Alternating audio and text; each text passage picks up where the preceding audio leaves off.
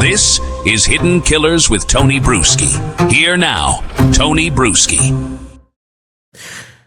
There are stories that we cover here that certainly feel big.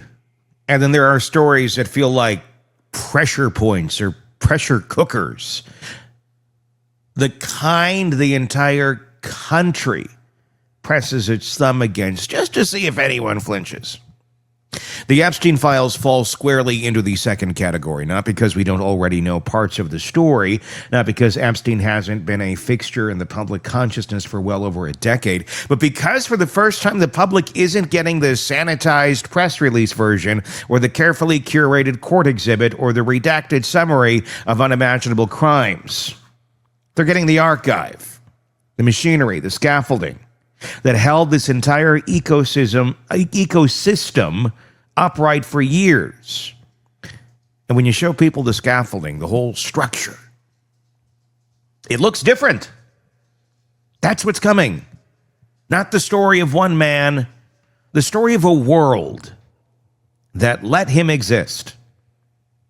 Because when these files drop, the first thing people will feel is overwhelm. That isn't a neat lineative or linear narrative. It's a sprawling universe of documents, evidence logs, emails, bank transfers, travel records, phone correspondences, internal debates between federal agencies, handwritten notes from investigators who were trying to connect dots in real time, and materials seized from properties that Epstein thought would protect him. And woven into all of it are the lives of victims who deserved justice long before Congress ever decided the public had a right to see the truth. It ain't just a list. It's far, far, far more than a list.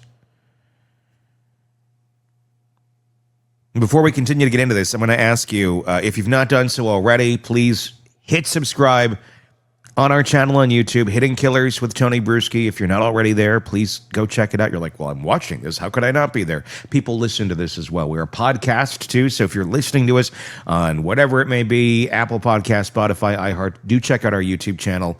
Like I said, Hidden Killers with Tony Brueski. Hit subscribe. We're trying to get to 100,000 by the end of the year. We're almost there. We're getting close. We might be able to make it with your help. If you've not already hit subscribe, please do.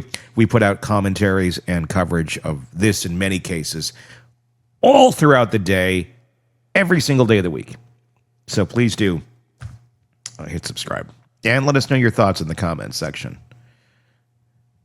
The scale of this and this release is why the release matters. Not because there will be a single document that makes the world stop spinning. There'll probably be several of them. Although it's possible, because once everything is out in the open, even with redactions, the story becomes too big for institutional silence, too big for convenient memory, too big for the kind of political maneuvering that has always shaped who gets held accountable in this country and who gets quietly forgotten. And that's what terrifies the people who benefited from Epstein's orbit. The knowledge that once the public can see the raw texture of these files, the old explanations, they kind of stop working. So let's walk through the reality of what's inside and what this moment is actually going to look like. For starters, these aren't just Epstein documents. They are documents from multiple investigations spanning multiple decades and multiple agencies that never collaborated as much as the public assumes. You'll see evidence from the 2005 Palm Beach inquiry that local law enforcement tried to pressure more aggressively than anyone expected. You'll see traces of the 2008 Sweetheart deal that still remains one of the most baffling prosecutorial decisions in modern history. You'll see federal communications from 2019 that were written under the right of embarrassment, the right of knowing Epstein's victims have been right all along. And you'll see the quieter years, the ones that exist in emails and calendars and receipts where Epstein was already a registered S offender, but still somehow moving around the world like a man who never actually faced consequences. Those quiet years are the center of gravity in this release, because for every moment Epstein's name appeared in a headline, there were years where he operated in sanitized silence. Years where he was hosting dinners with Nobel Prize winners and hedge fund giants. Years where universities accepted his donations, where scientists took his meetings, where politicians visited his homes, where his planes carried the kinds of passengers who now swear they had no idea who they were sitting next to. You can't understand Epstein without understanding that part. The part where his post-conviction life looked like a man who had simply taken a public relations hit and moved on.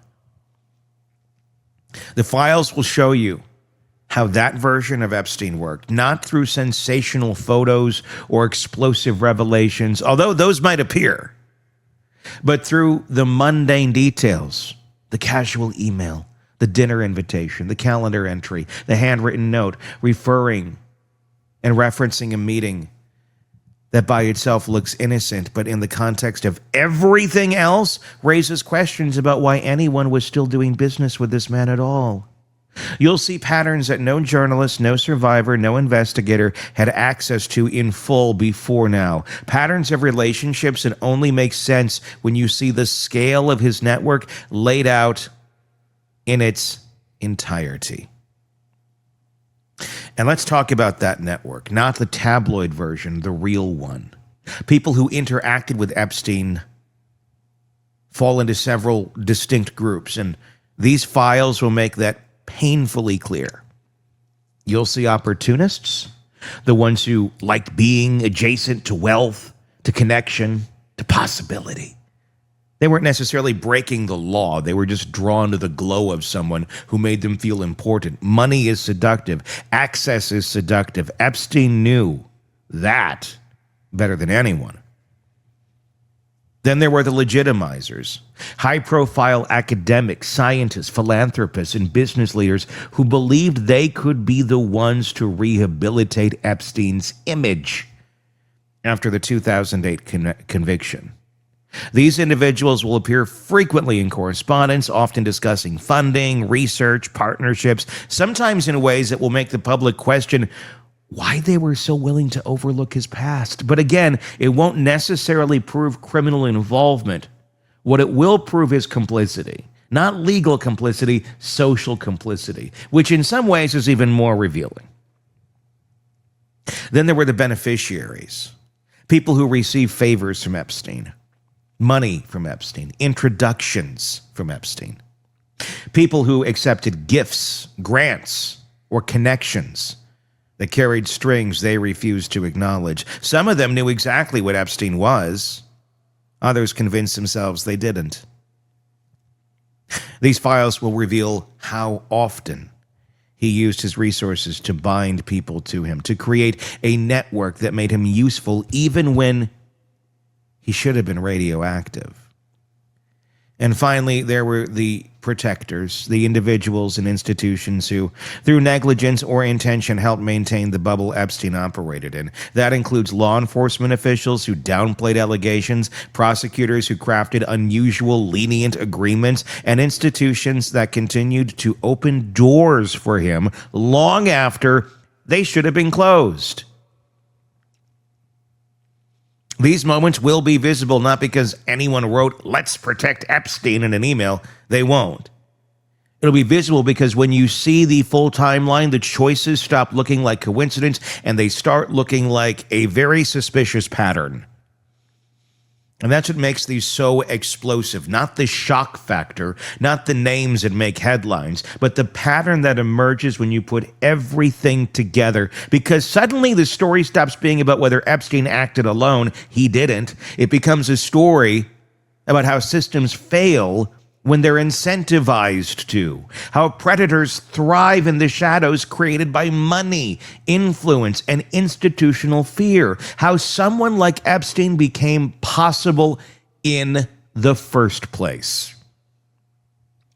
So what about the material itself? What will we actually see?